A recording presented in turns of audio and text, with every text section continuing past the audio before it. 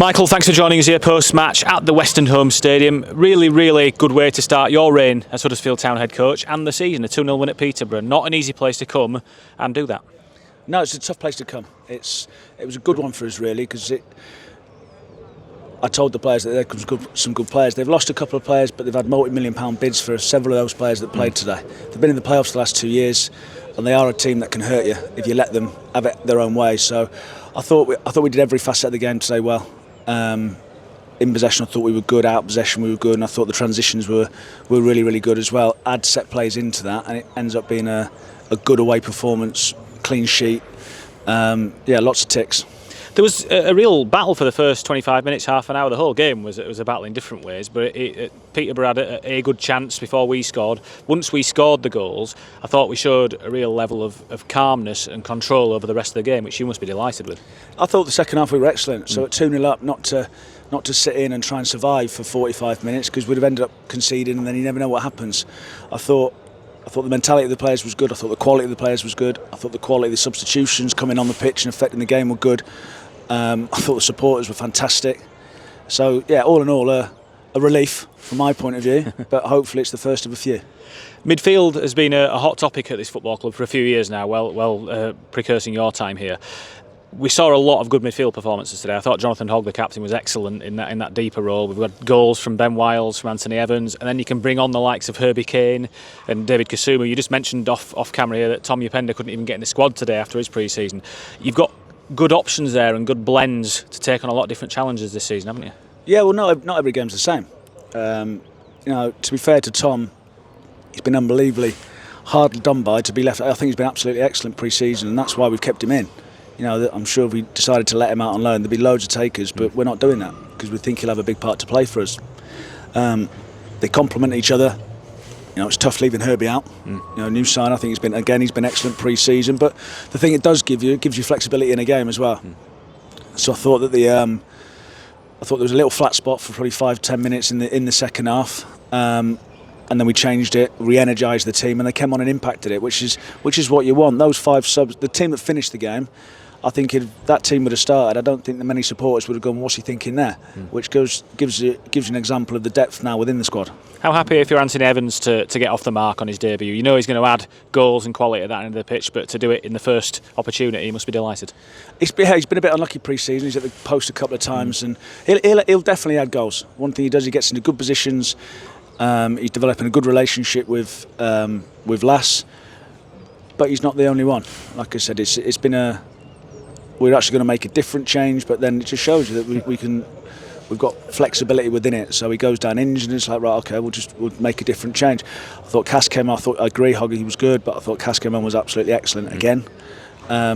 So repeating myself, it was a really pleasing day. How happy are you with what the team's doing for you at this stage of your tenure? Because in many ways there's a lot of new things you're asking of them here compared to what they're perhaps used to in the past. Even the shape in very base terms is different than what we've played here in previous years. But as an observer, you can really see it coming together. The players getting those relationships already, and not to use your phrase, get drunk on one win, but there's things to like all over the pitch. I think that's been the most pleasing part from my point of view in terms of people receiving new information.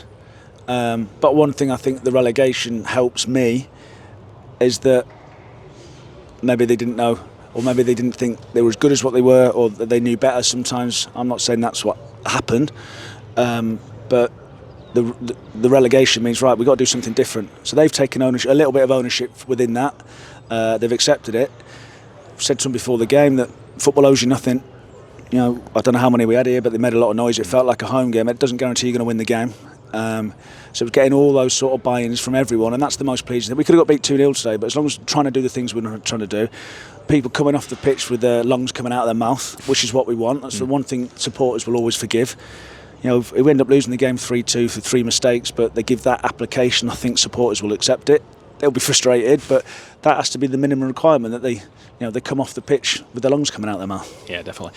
You won't let the players or the staff get drunk on one win. Will you forgive the fans for enjoying it perhaps that little bit more tonight? Because it was a tough season from last season, and their support was amazing today.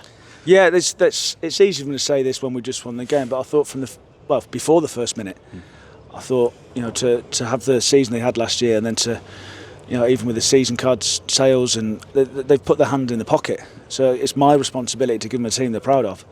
I thought they're absolutely top draw, but I've just said to the players, enjoy it, but there's a game on Tuesday. So I've never been a big one for giving it the big whoop after a game, because it's one win. Yeah.